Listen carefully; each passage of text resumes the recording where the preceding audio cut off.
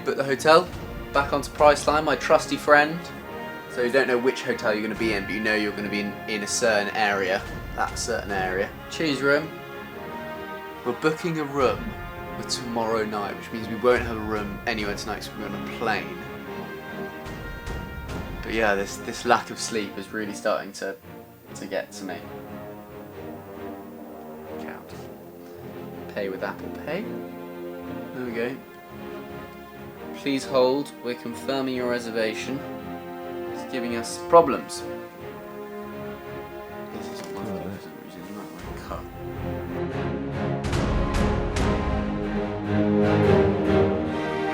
So, I'm here in Hong Kong, and the first thing I'm off to do is go meet Charles Ng at Invest HK to talk about all things fintech and Hong Kong. Welcome to Hong Kong. Thank you so much for having us here. How do you feel about Hong Kong? Just a few hours to me. I mean, I'm a big fan. I'm a big fan. The only thing that I have to say is that the mobile payments aren't as up to scratch as I'd hoped to be, but that's okay. That's okay. I'm sure that in the coming months and years, people like yourselves are going to be making sure that changes. Yeah, exactly.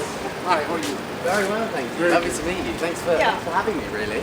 Here at Invest Hong Kong, Invest HK, fintech is incredibly important to Hong Kong. Why is that relationship so synonymous? Why do Hong Kong and fintech go so well together? Well, first of all, welcome to Hong Kong. Thank you very much. Welcome to the office. Fintech is a natural vertical for Hong Kong because of the fact that as a global financial center, over 18% of the GDP is financial services, and Hong Kong is the third largest global financial center in the world and first in Asia, just behind New York and London. It's a natural fit for them to using technology to looking at new models, and this is where we're seeing a lot of that.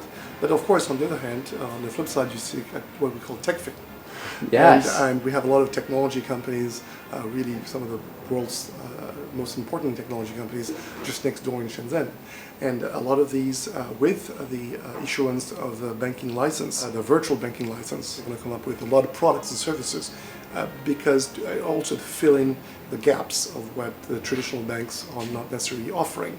And I think that we'll see as in the months and years to come, very interesting in how this whole virtual banking licenses that have been granted to these 8 institutions are going to come up with really exciting products and services. And also that also really sort of push the traditional banks and insurance companies and get them to not sort of sleep on their laurels, but kind of come up with change the game. Innovation. Yes. Charles, thank you very much for your time. Thank you. I really appreciate it, and have a good day. Best Hong Kong. Thank you. Everyone in Hong Kong is just really nice.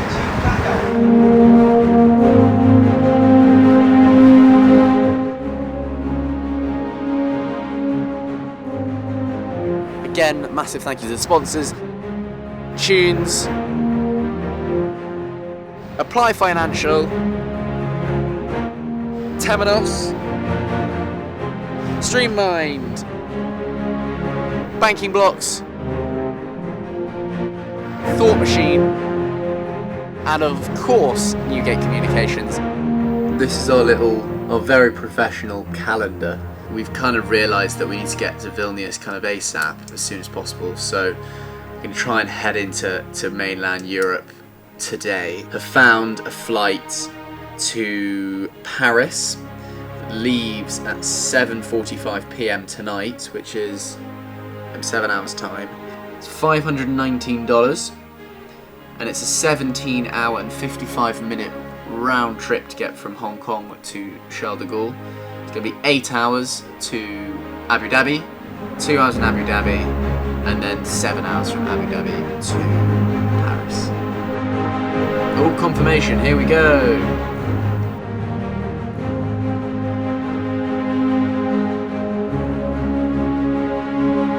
Having not really known much about Hong Kong as kind of a financial centre before this, speaking to Charles, one thing he raised which was so interesting and true, that you're only 5 hours away from 3.5 billion people. Half the population are within a 5-hour flight distance, which makes a lot of sense as to why Hong Kong is such a huge centre. I've done a lot of walking around Hong Kong in the short time I've been here. Stunning place, loads of things going on, busy, bustling, really efficient. All of the systems that I've used, the metro has been really, really great. No problem with the payment wise. I wish I was spending more time here.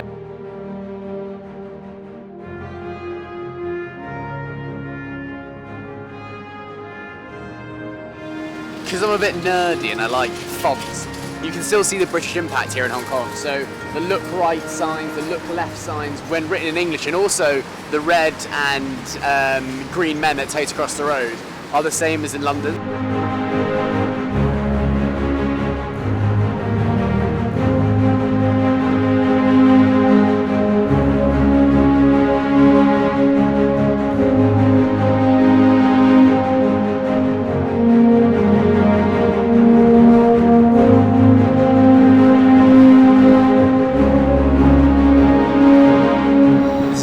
Shot where I look out pensively across Hong Kong Bay. The rain also adds a nice effect to it as well. Everything we see here has been put up in the last, what, 30 years? 25 years? Skyscraper, skyscraper, skyscraper. Business, business, business. It's mad. I'm just booking my hotel in Paris, but before I send the money, I just want to make sure that the account I'm sending the money to is actually real, is actually the account that the hotel has. Now, thanks to Streammind, they have a great system where I can put in the IBAN number of the hotel that I've been given. All good, so we're safe. Thank you, Streammind.